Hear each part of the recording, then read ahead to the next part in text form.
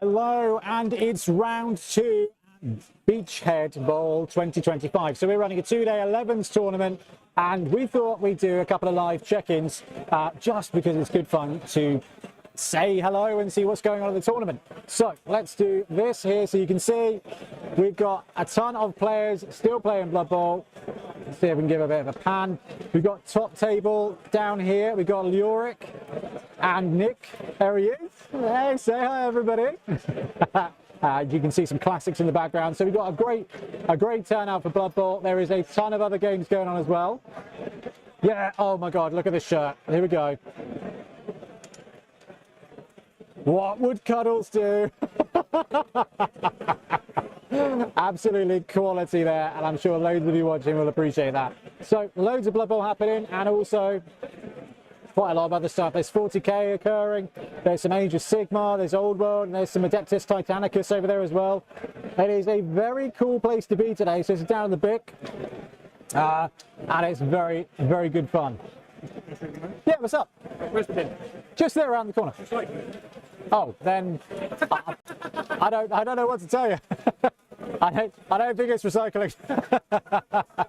And that was Ben there coming to sort out his trash. So the lads have gone off to get some lunch. So I'm on the toilet at the moment. Basically, round 2's happened. Everybody's set up and they're all good to go for the game. So what we're going to do is we're going to have a look at the standings at the moment, because that's an excellent place to start. Hi, Dave. All good, all good. We're live streaming at the moment.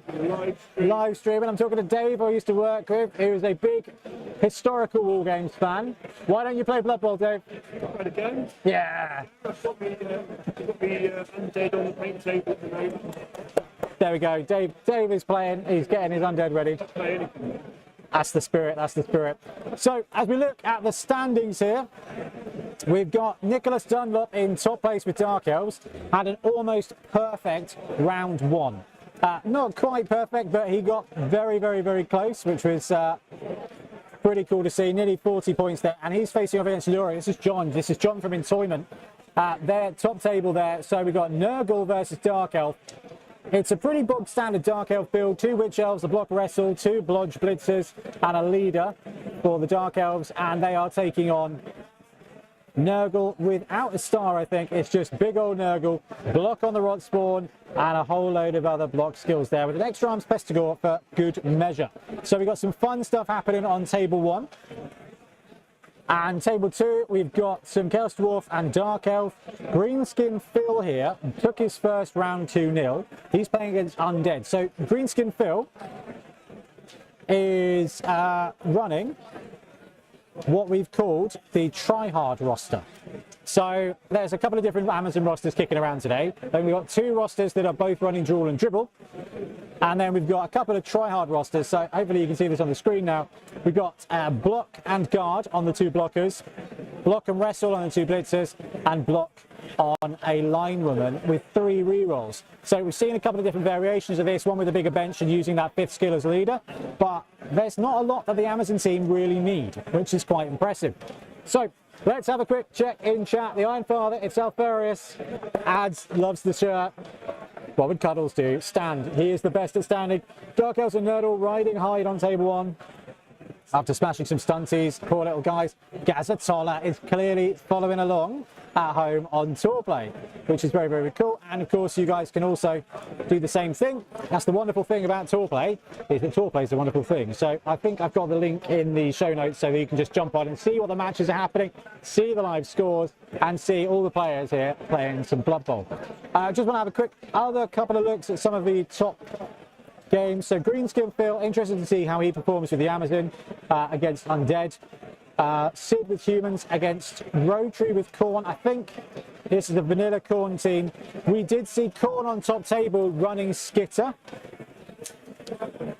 The fact he's not there anymore meant it didn't quite go to plan, but I did like the boldness of that one. This is wicked though.